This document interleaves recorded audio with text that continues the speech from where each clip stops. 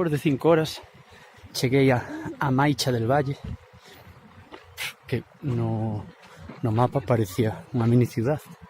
Tal donde me deixou o autobús, pois foi aquí, nesta cuneta. Non me queda moi claro, o sea, que hai algo que ver, algo que facer. Vou intentar ir hasta o camping ou preguntar, non sei, intentar avanzar un pouco, porque non sei moi ben que vou facer aquí no medio da nada. Outras dúas chicas están facendo dedo, asao por todos os lados, como non.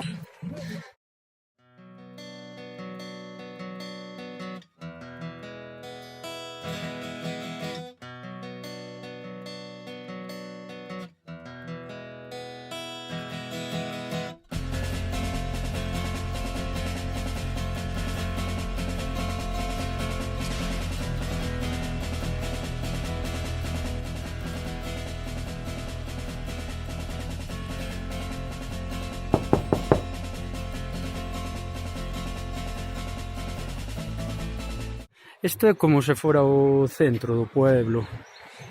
O ambiente que se vive moi tranquilo e está moi ben, está moi ben. Consello, só hai un caixeiro en todo o pueblo, así que como ese caixeiro ese día non funcione, estades fastidiados, así que intentade vir con algo de diñeiro, non fagades como a min. Buscando antes información a alguén que me dixera onde están os buses, aí, en esa esquina, debaixo desa parra tan curiosa, no medio da carretera, pois acercouse unha chica e dixeme se estaba buscando o alojamiento, dixenlle que non. Despois que a mía dixenlle que sí. Levoume ao seu.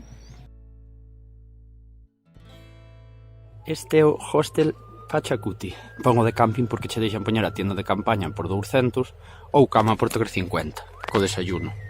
Eu creo que compensa a cama, sobre todo no inverno. É como moi familiar. O que máis mola é que de noite fan cena, tú si queres participas e se non, non. E cómese todos alrededor da mesa, os dueños, o fillo dos dueños, e está genial, porque hai un ambiente super familiar. Esta é a cociña, salón, comedor. A ver se vemos algo pola ventana. Aquí hai dúas terrazas. Aquí están os baños, cas duchas e as piletas para lavar roupa. Aquí secas a roupa en nada, en 2 horas tes a roupa seca. E esta era a miña habitación. Bueno, miña e de 8 máis. Non hai calefacción, polo que de noite, bueno, hai que pedir bastantes mantas. E en general, o que máis mola é o ambiente. Se ves aquí, a ver, andan os cas, os gatos, polas cociñas, polas habitacións, por todos os lados. Non pode ser tampouco super escrupuloso.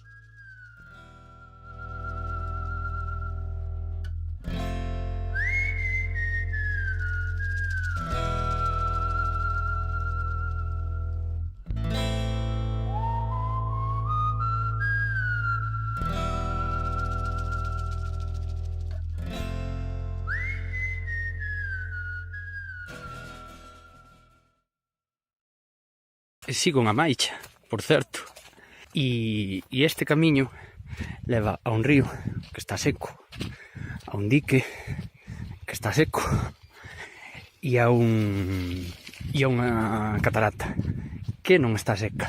Pois está ben encontrar unha catarata no medio de isto, que non sei se aprecia, pero é todo terra, polvo. Este é o inverno de aquí e fai un calor, bueno, de noite morres de frío, pero fai un calor. O único que crece son estes arbustos que teñen espiñas por todos os lados e eses cactus gigantes. E non crece outra cousa. Eu non sei de que viven aquí realmente. Así que, nada, a ver con que nos encontramos.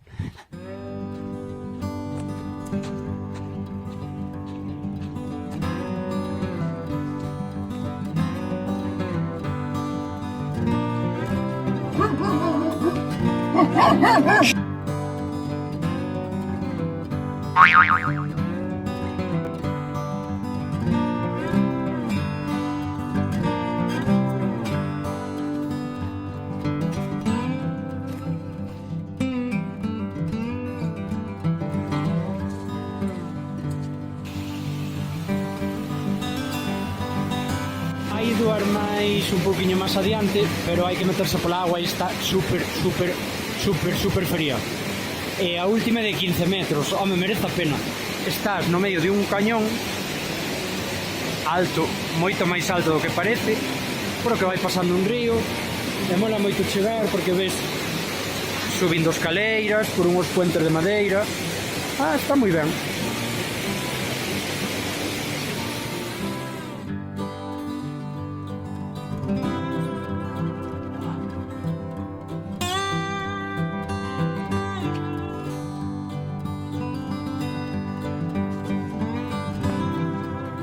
Mira que sitio máis chulo atopamos aquí ao lado das cataratas.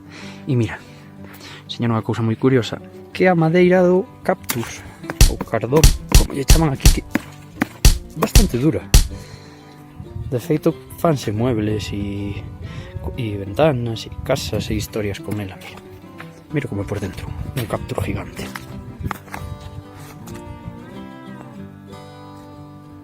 E este é o pé, que tendrá como 3 cuartas. Mira, ademais, vamos ver por aquí, que aquí ten como unha pola rota. Ten unhas pedazo espiñas, mira. É que non me quero pinchar, como un dedo anular. Wow. E é bastante duro, a ver, mira. Coller unha espiña. Aí, mira. É duro, pero bueno, non é tanto, porque, bueno, isto ser unha rama, supoño que aínda non ten a madeira así ben formada, pero o pé sí. Wow. Pois, a solo 20 kilómetros de Amaicha, temos as ruínas de Quilmes. Que son Quilmes? Quilmes era un pueblo indígena que foi nómada durante moito tempo hasta que no 800 despois de Cristo se asentou aquí, en esta ladeira desta montaña. Isto que vemos hoxe está reconstruído sobre as bases originales, pero isto era moito máis grande, chegaba hasta aquelas montañas, vivían 6.000 personas. Bueno, pois aquí estuveron hasta o 1600 e pico, hasta que chegou, quen credes vos? Os españoles, que viñeron e arrasaron con todo isto. Non sei moi ben que lle molestaba esta xente aquí no medio deste carral, no medio da nada, mira. Non hai nada máis que terra e cactus. Pois esta xente resistiuse contra os españoles uns 140 anos, no 1600, creo que 40 e pico, acabaron con eles, prácticamente os exterminaron, saliron daqui, cara a Bos Aires, dos 1600, e chegaron uns 700, 800 alá. E hoxe pois estáse intentando outra vez volver a adoptar algunha costumbre que tiña e bueno, ves que a xente por aquí ten rasgos indígenas, pero xa non quedan indígenas puros.